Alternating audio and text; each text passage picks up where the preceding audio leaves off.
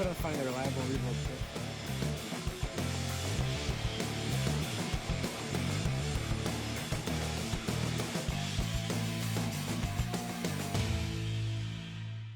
Is 6 quarts, so you can either get one of the bigger things and then just buy 1 extra quart, but I didn't have that at the Napa that I shopped at. So it's I believe I already showed you, yep, the Napa 30 weight, and then the Napa Gold filter. I gave you that part number already. And what you're gonna want to do is you want to drain it hot, the engine. You want to have that warmed up and everything. So that's so you can make sure you get all the oil out. So I'll believe it's the same 1/16. I believe it's the same. Let's find out here in a second.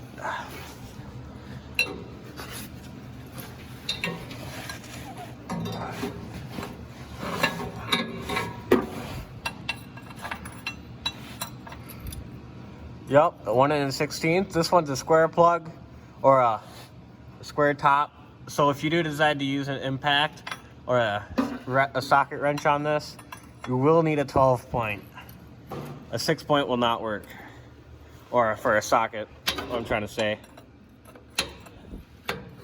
So just got it broken free.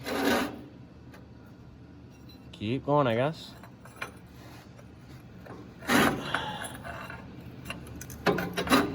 Sorry about the camera right now. Trying to do this one-handed. Got a action camera coming soon, so it's something like a GoPro.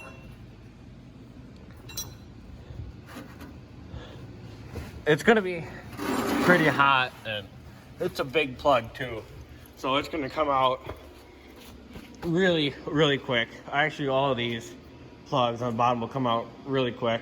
So put you down for a second. I gotta take my coat off so oil doesn't get down my arm.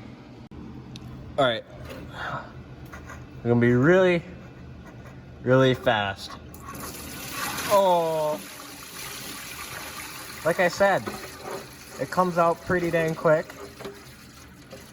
Yeah, that oil definitely needed to be changed, judging by the looks of it. That's your plug that comes out. There is no other plug on the engine, and my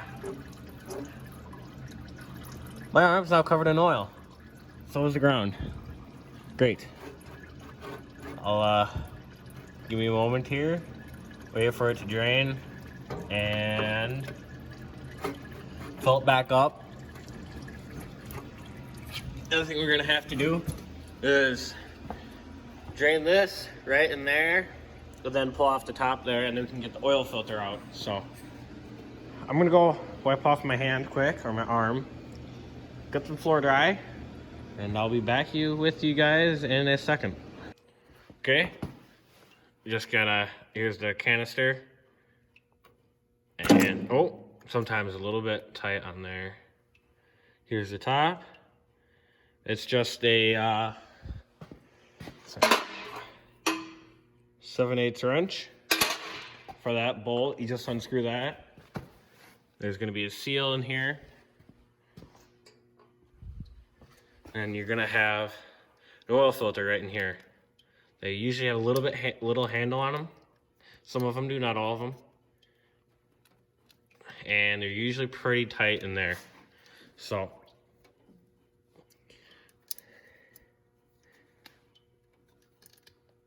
I'm gonna have to put the camera down so I can get this out, but when I get it out, I'll show you.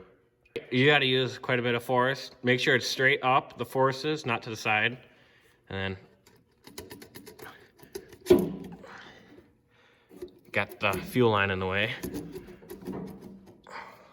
I gotta get my camera, hold on, get the camera down quick. To get it out, you're gonna have to twist it to the side a little bit and pull out. You might have to put a little bend on the side of it. You can see I had to, right there. Not that bad. still is gonna work. Only other way I can think of getting it out is either pulling out the fuel tank or lifting up the hood. So I don't think any of us want to do that. So I'll install the new filter, which is right over here.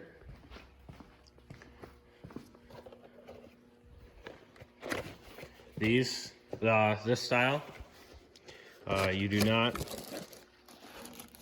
hold on, here we go.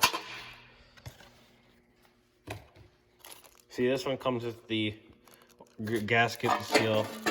That not all of them do for some reason. I don't know why. So you're fighting against that rubber seal. That rubber seal on the bottom is why it takes a lot of pressure to get that off. So that's kind of the way that is. And then slide it back on. Make sure that you are right on that shaft or that rod sticking up. Oh.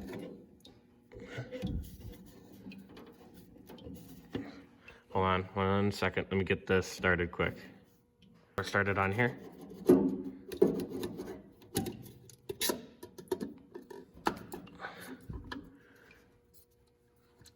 There we go. Just push it down with a little bit of force.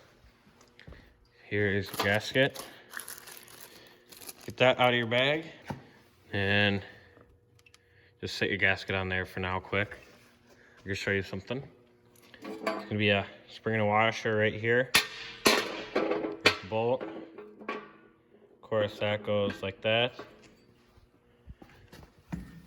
And then you want to place a seal for your gasket right inside there. Make sure it's placed in there, not kinked or anything on the edges. And then it sometimes will stay in there. Oh, this time it didn't. Oh, sorry, here we go. This time it didn't stay in there, as you can see. So this way you just pick up the lid a little bit and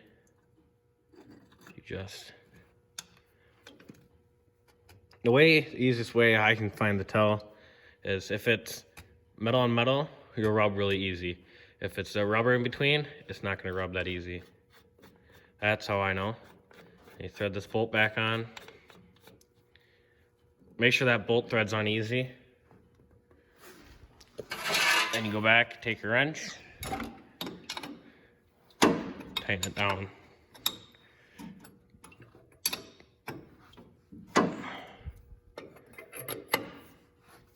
Sorry, I'm not doing the best with the whole camera. I'm pretty new to YouTube. Don't have an action camera yet. I'm working on it. Hopefully tomorrow will be the first day with an action camera. And hopefully I can get more videos uploaded sooner. Sorry I took 2 weeks off. I only usually take a week off and then go back at it. Week off, go back at it. Usually how I go, but didn't do the best this week. We'll get the bottom drain plug back in. Anyways, let's hope I edit this part out. Okay, now we go. We got this all back tight together. Take your drain plug. Sorry, someone called me. We'll get this drain plug back in. Here's a good, better view of it. Get the drain plug back in. Oh no, hold on. Ow.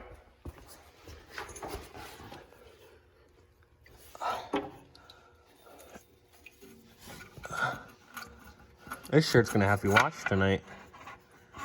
And pants. I do like these pants though. Caterpillar. I'm a weird person. Alright, I gotta edit another part out. Great. More work for me. Yippee.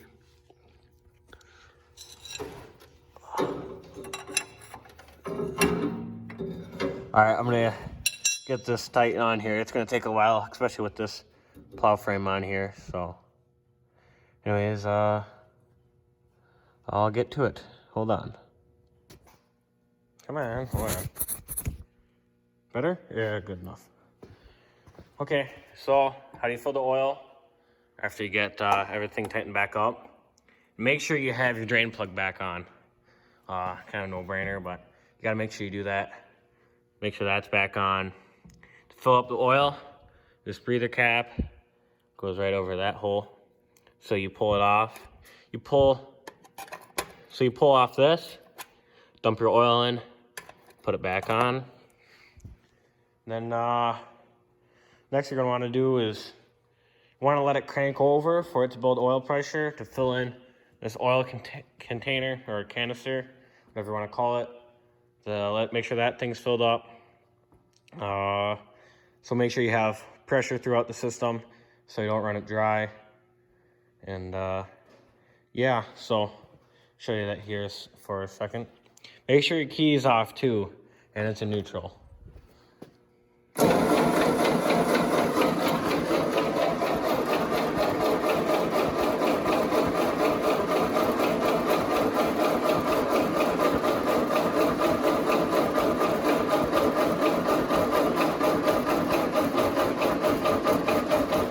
Starting to build a little bit.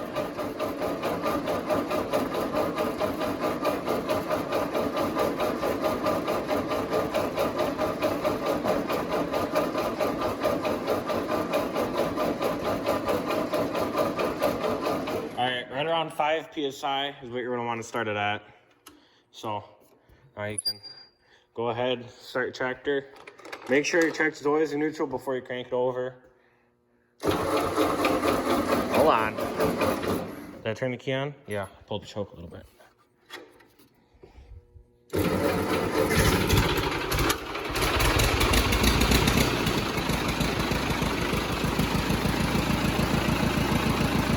And at 40 PSI.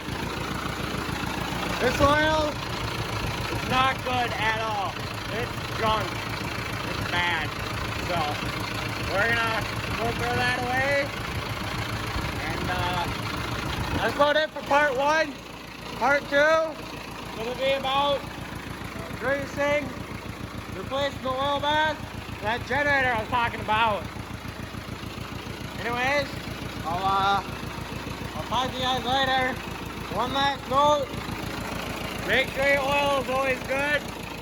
Make sure your transmission oil is always good. See you later.